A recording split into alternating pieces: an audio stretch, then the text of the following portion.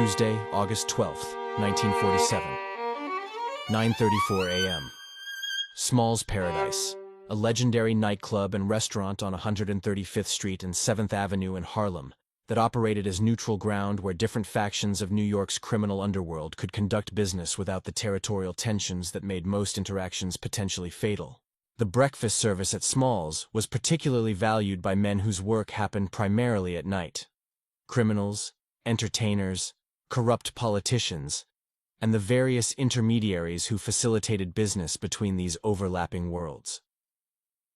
Bumpy Johnson sat at his regular corner booth, the same table he'd occupied every Tuesday and Friday morning for the past 6 years when he was in Harlem and not traveling for business that required his personal attention. At 51 years old, Bumpy had refined his daily routines to maximize efficiency and minimize unnecessary risk. Breakfast at Small's allowed him to be visible to his community, to demonstrate that he remained accessible despite controlling an organization that generated hundreds of thousands of dollars annually, and to conduct the kind of casual conversations that yielded more useful intelligence than formal meetings ever could. The coffee at Small's was excellent, imported from Cuba through connections that Bumpy had maintained since the 1930s, when he'd helped facilitate certain transactions between Harlem numbers runners and Havana casino operators. Bumpy took his coffee black, no sugar, served in the heavy ceramic mugs that Small's had been using since the club opened in 1925. He was reading the morning newspaper, specifically an article about the newly created President's Committee on Civil Rights that Truman had established to investigate racial violence in the South, when the incident happened that would transform an ordinary Tuesday morning into something that required immediate and emphatic response. Anthony Genovese, Jr. was 19 years old, the eldest son of Anthony Little Augie Genovese, a capo regime in the Genovese crime family, who controlled gambling operations in parts of the Bronx and Upper Manhattan. Young Anthony had grown up surrounded by wealth that came from his father's criminal enterprises, had attended private schools where his last name carried weight, and had developed the particular kind of arrogance that comes from never experiencing consequences for bad behavior, because powerful relatives ensured that consequences were always redirected toward other people. Little Augie Genovese had brought his son to Small's that morning as part of what he considered educational introduction to the various power brokers who operated in New York's criminal economy. Little Augie understood that his son would eventually inherit responsibilities within the family business, and needed to learn how to navigate relationships with black criminal operators like Bumpy Johnson, who controlled territories that the Italian families couldn't simply absorb through force. This breakfast was meant to be a lesson in respect, in recognizing power regardless of race, in understanding that survival in organized crime required strategic thinking, rather than the kind of casual violence that created more problems than it solved. But 19-year-old Anthony Jr. had not absorbed his father's lessons about respect or strategic thinking. He'd absorbed different lessons: that his father's position made him untouchable, that Italian mob families represented the peak of criminal hierarchy, and that people like Bumpy Johnson, regardless of their actual power, were somehow subordinate because of the color of their skin and the neighborhoods they controlled. These were lessons that little Augie had never explicitly taught, but that his son had learned anyway from observing how Italian mobsters talked about black criminals when they thought no one important was listening.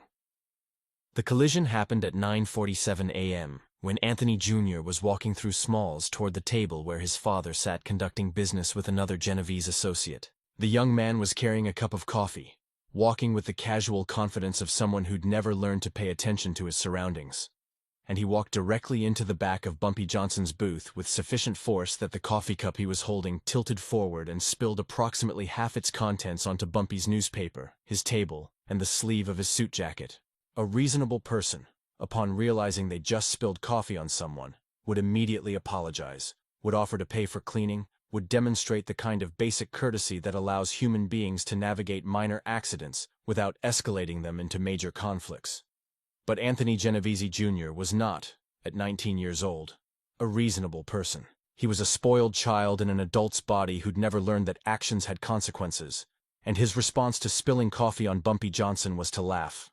Not a brief, embarrassed laugh acknowledging the accident, not a nervous laugh signaling discomfort at having made a mistake in front of powerful people, but a genuine, contemptuous laugh that communicated clearly that he found the situation amusing, that he viewed the man whose clothes he'd just stained as someone beneath his concern, and that he had no intention of apologizing or acknowledging fault in any way. "Watch where you're sitting, old man," Anthony Jr. said, his voice loud enough to be heard by everyone in the restaurant, his tone making clear that this was deliberate provocation rather than accidental rudeness. "Maybe get a table that's not in the middle of the walkway if you don't want people bumping into you." The restaurant fell silent. Conversations stopped mid-sentence. Waiters froze in mid-step. Everyone present understood that they'd just witnessed something that was far more significant than a teenager being rude to an older man. They'd witnessed a direct public challenge to Bumpy Johnson's authority, delivered by someone too stupid or too arrogant to understand that such challenges didn't go unanswered in the world where Bumpy operated. Little Augie Genovese understood immediately. His face went pale as he processed what his son had just done, as he calculated the damage that 19 seconds of teenage arrogance had just inflicted on relationships that had taken years to build. Little Augie stood quickly, moved toward his son with the kind of urgent speed that comes from recognizing disaster, and grabbed Anthony Jr.'s arm with enough force to leave bruises. "Apologize," Little Augie said quietly, his voice carrying the kind of intensity that made clear this was command rather than suggestion. "Apologize right now, to Mr. Johnson, immediately." But Anthony Jr., demonstrating the depth of his stupidity and the completeness of his failure to understand the situation he'd created, pulled his arm free from his father's grip and looked at Bumpy with continued contempt. "I'm not apologizing to—" He didn't finish the sentence, but everyone present understood what word he'd been about to use, what slur he'd been about to deploy, what final insult he'd been about to add to the coffee stain and the mocking laughter. Bumpy Johnson remained seated throughout this entire exchange. He didn't stand, didn't raise his voice, didn't make any threatening gesture that would have been justified by the disrespect he'd just experienced. He simply looked at Anthony Genovese Jr. with the kind of calm assessment that predators use when calculating whether prey is worth pursuing. And then he shifted his gaze to Little Augie with an expression that communicated volumes without requiring any words at all. Little Augie saw that expression and understood exactly what it meant. His son had just created a problem that couldn't be solved through apology or compensation, or any of the normal mechanisms that adults use to resolve conflicts. His son had just ensured that consequences were coming, and those consequences would be designed to deliver a message that extended far beyond one teenager's arrogance. "Mr. Johnson," Little Augie said, his voice carefully controlled despite the panic that was visible in his eyes. "My son is young and stupid. He doesn't understand respect. He doesn't understand who you are. I will handle this. I will make sure he understands. Please accept my apology for his behavior." Bumpy finally spoke, his voice quiet enough that only Little Augie and those at nearby tables could hear, but carrying the kind of certainty that made clear this was statement of fact rather than threat or negotiation. "Your son just disrespected me in front of my community, in my neighborhood, in a restaurant where I've been eating breakfast for 6 years. He mocked me. He refused to apologize. He was about to call me something that would have required me to kill him right here, at this table." Bumpy paused, wiping coffee from his newspaper with deliberate, unhurried movements. "I'm not going to kill him, but I am going to teach him a lesson about respect that you apparently failed to teach him in 19 years. And you're going to pay for that education. How much is your son worth to you, Augie?" Little Augie Genovese understood that this was not a rhetorical question, but rather the opening of negotiation that would determine whether his son survived the next 24 hours. "Name your price, Mr. Johnson. Whatever you think is fair. I'll pay it. Just tell me what you want." $320,000, Bumpy said, the number precise rather than round, calculated rather than arbitrary. "That's what your son's education is going to cost. 12 hours from now, someone will contact you with instructions for delivery. You'll follow those instructions exactly. You'll come alone, you'll bring cash, and when the transaction is complete, you'll get your son back, unharmed, but educated. Do we understand each other?" Little Augie nodded, his face showing the complex mixture of relief that his son would survive and resentment at being forced into this position by teenage stupidity. "We understand each other, Mr. Johnson. 12 hours, 320,000. Cash. My son returned unharmed. You have my word." Bumpy stood then, dropping a $5 bill on the table to cover his unfinished breakfast and the coffee that had been spilled on it, and walked out of Small's Paradise at 9:52 a.m., leaving behind a teenager who was just beginning to understand that his father's position wouldn't protect him from consequences, and a father who was calculating how quickly he could assemble $320,000 in cash, while simultaneously planning how he would explain to his superiors in the Genovese family that he'd just agreed to pay significant ransom to a black criminal operator because his son had been too stupid to show basic respect. At 10:17 a.m., Anthony Genovese Jr. was walking to his car, parked 3 blocks from Small's Paradise, when 2 men approached from different directions with the kind of coordinated timing that made clear this was planned operation rather than random street crime. The teenager tried to run, tried to scream, tried to do something that would attract attention or help. But he was 19 years old with 0 experience in actual violence, and he was facing professional criminals who'd executed dozens of similar operations. He was restrained, gagged, and placed in the back of a panel van within 23 seconds. Disappeared from a Harlem street in broad daylight, with no witnesses who would voluntarily report what they'd seen to police. The education of Anthony Genovese Jr. had begun. The 12-hour countdown had started. And somewhere in a warehouse in the South Bronx, preparations were being made for a transaction that would cost little Augie Genovese $320,000 and would cost his son something far more valuable than money: the comfortable delusion that power and privilege could substitute for respect and basic human decency. The warehouse in the South Bronx where Anthony Genovese Jr. regained consciousness at 11:43 a.m. had been used by Bumpy's organization for various purposes over the years. Temporary storage for merchandise that couldn't be kept in more visible locations, interrogation space for people who needed persuading to be more cooperative, and occasionally as classroom for teaching lessons to individuals who demonstrated they couldn't learn through less dramatic instruction. The space was industrial, anonymous, and most importantly, completely isolated from any foot traffic or neighboring businesses that might hear sounds that would prompt unwelcome questions.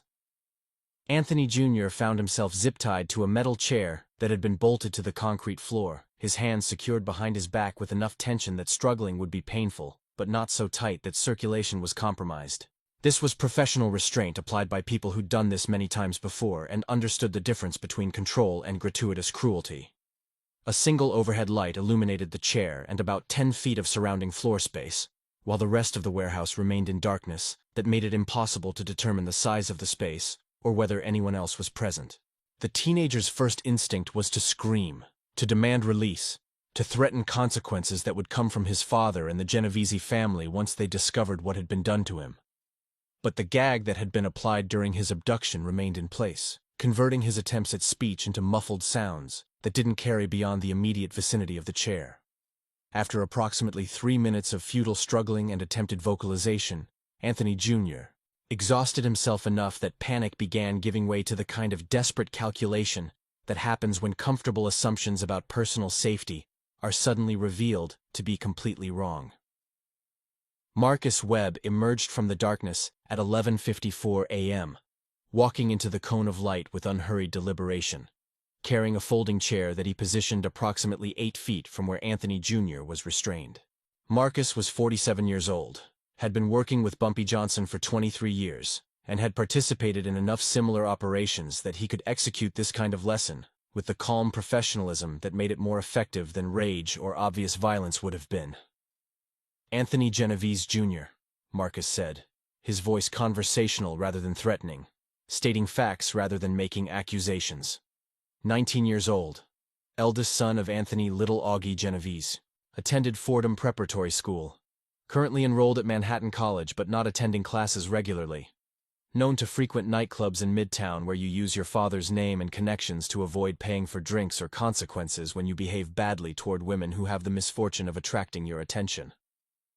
Marcus paused, letting this catalog of information demonstrate that Anthony Jr. had been researched, that this operation was planned rather than impulsive, that the people who'd taken him knew exactly who he was and what he represented. "You spilled coffee on Bumpy Johnson this morning at Small's Paradise. That was an accident. Accidents happen. But then you laughed. You mocked him. You refused to apologize.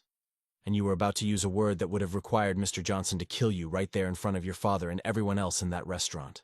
That wasn't an accident. That was choice. Bad choice. Expensive choice. $320,000 choice." The gag was removed at 12:03 p.m., allowing Anthony Jr. to speak for the first time since his abduction. His first words were predictably defiant, demonstrating that fear hadn't yet overcome the arrogance that had created this situation. "You're dead. All of you. My father is going to kill everyone involved in this. You can't kidnap a Genovese and think you'll survive. You're all dead men." Marcus listened to this threat with the patient expression of someone who'd heard similar proclamations many times before and understood they were noise rather than substance. "Your father is currently assembling $320,000 in cash. He's doing this because Mr. Johnson gave him a choice: pay for your education or bury his son. Your father chose to pay. He made this choice because he understands something that you apparently don't. Bumpy Johnson is not someone you disrespect and expect to survive the consequences. Your father understands power. You understand privilege. There's a difference. Today, you're going to learn that difference." What followed over the next several hours was not physical torture or the kind of violence that would leave permanent injury. Bumpy had been explicit in his instructions to Marcus. The son was to be returned to his father unharmed but thoroughly educated about respect, about consequences, about the difference between power that came from accomplishment versus privilege that came from birth. The education took multiple forms, each designed to strip away the comfortable assumptions that had allowed a 19-year-old to believe he could mock a man like Bumpy Johnson without paying a price. The price tag was literal. At 1:47 p.m., Marcus produced a large cardboard sign, the kind that might be used in a store window to advertise prices or promotions. Written on the sign in bold black letters were the words, "Anthony Genovese Gr. $320,000, education not included in original price." The sign was hung around Anthony's neck with cord, resting against his chest like the identification tags that prisoners wore in custody photographs. This wasn't metaphor. This was actual price tag, actual itemization of the teenager's value as determined by the market forces of criminal negotiation. "Your father is paying $320,000 for you," Marcus explained, photographing Anthony with the price tag visible. "This photograph will be delivered to him as proof that you're alive, and as reminder of what his son's arrogance cost. Every time he looks at this photograph for the rest of his life, he'll remember that your stupidity cost him money that could have been invested in operations that generate revenue, that could have been distributed to soldiers who need to be kept loyal, that could have been used for any of 100 purposes more valuable than ransoming a son who hasn't learned basic respect." The photographs were taken at 2:15 p.m. and delivered to little Augie Genovese by 3:30 p.m. along with instructions for the ransom delivery that would happen at 9:47 p.m., exactly 12 hours after the incident at Small's Paradise, maintaining the timeline that Bumpy had specified. Little Augie received these photographs while sitting in his office in the Bronx, surrounded by stacks of cash that represented the liquidation of various assets, and the calling in of debts that he'd hoped to leave outstanding for longer periods. $320,000 in 1947 was serious money even for a Genovese capo regime, enough to buy multiple properties or fund significant expansion of operations. Spending it to ransom a son who'd created this problem through his own stupidity was financially painful and psychologically humiliating. But little Augie had no real choice. Refusing to pay would mean his son's death, which would require him to explain to Genovese family leadership why he'd allowed his son to be killed, rather than paying a ransom that was significant but not impossible. It would raise questions about his judgment, his control over his own family, his ability to manage relationships with other criminal operators. The photographs of his son wearing a literal price tag made clear that this wasn't negotiable, that Bumpy Johnson had established terms that would be met exactly as specified, or Anthony Jr. would not be coming home. During the hours between the photograph session and the scheduled ransom delivery, Marcus conducted the educational portion of Anthony's captivity. This education consisted primarily of detailed explanation of exactly how fortunate the teenager was to be alive, how many people Bumpy Johnson had killed for offenses less severe than public mockery, and how the only reason Anthony was being returned to his father was because Bumpy had decided that a live example would deliver a more effective message than a dead one. "You laughed at Bumpy Johnson," Marcus said at 6:23 p.m., several hours into the educational session. "You mocked a man who's been operating in Harlem since before you were born.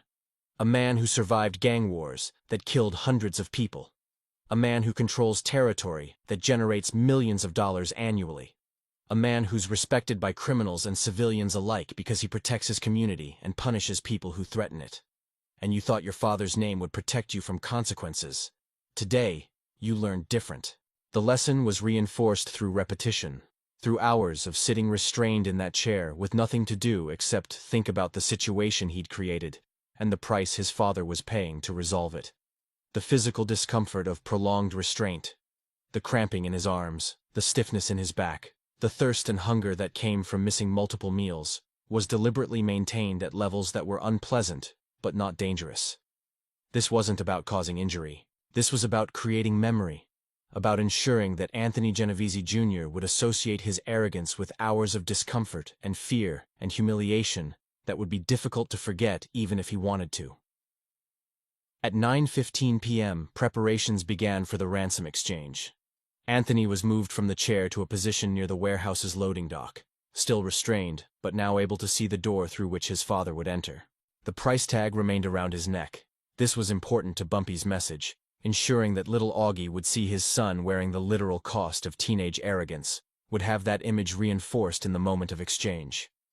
Little Augie Genovese arrived exactly on time at 9:47 p.m., driving a black Cadillac that he parked in the loading area as instructed. He exited the vehicle alone, carrying 2 leather suitcases that contained $320,000 in cash that had been assembled through liquidating various assets and calling in multiple outstanding debts. His face showed the complex mixture of emotions that came from knowing his son was alive and would be returned, combined with resentment at being forced into this position, combined with anger at Anthony Jr. for creating a situation that had cost so much money and damaged relationships that had taken years to build. Bumpy Johnson emerged from the shadows at 9:51 p.m., appearing with the kind of dramatic timing that reinforced his control over this situation. He walked directly to little Augie, maintaining eye contact that communicated power without requiring explicit threat. "You're 4 minutes late by my watch," Bumpy said, though this was deliberate exaggeration designed to maintain psychological pressure. "But you brought the money. Let's verify." The verification process took 11 minutes, with Marcus methodically counting stacks of bills, while Bumpy and little Augie stood in silence. When the count was confirmed, $320,000 exactly, no shortage that would have extended the negotiation or endangered Anthony Jr. As return, Bumpy nodded to Marcus, who signaled to the men guarding Anthony that he could be released. Anthony Genovese Jr. was walked to his father at 10:06 p.m., still wearing the price tag around his neck, his face showing the psychological impact of 12 hours in captivity. Little Augie embraced his son briefly, then immediately pulled back the price tag that was still hanging from his neck. He looked at it for long seconds, reading the words that had been written there, understanding the message that Bumpy had intended. "This stays with you," little Augie said to his son, his voice hard despite the relief of having Anthony alive and returned. "This price tag. You keep it. You frame it. You put it somewhere you'll see it every day, and every time you see it, you remember what your arrogance cost. You remember that respect isn't something you can buy or inherit. You remember that men like Mr. Johnson earned their power through decades of work and risk, and that mocking them has consequences that I had to pay for because you were too stupid to understand basic courtesy." Bumpy watched this interaction with satisfaction, understanding that the message had been delivered not just to Anthony Jr., but also to little Augie, who would certainly report this incident to his superiors in the Genovese family. The story would spread through New York's criminal underworld. A Genovese boss's son had disrespected Bumpy Johnson, and it had cost $320,000 to get him back alive. The lesson would extend far beyond one teenager's education.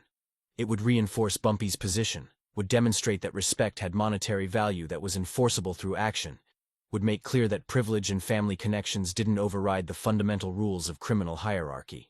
The Cadillac departed at 10:14 p.m. with little Augie and his son, carrying $320,000 less wealth and significantly more understanding of how power actually functioned in New York City in 1947.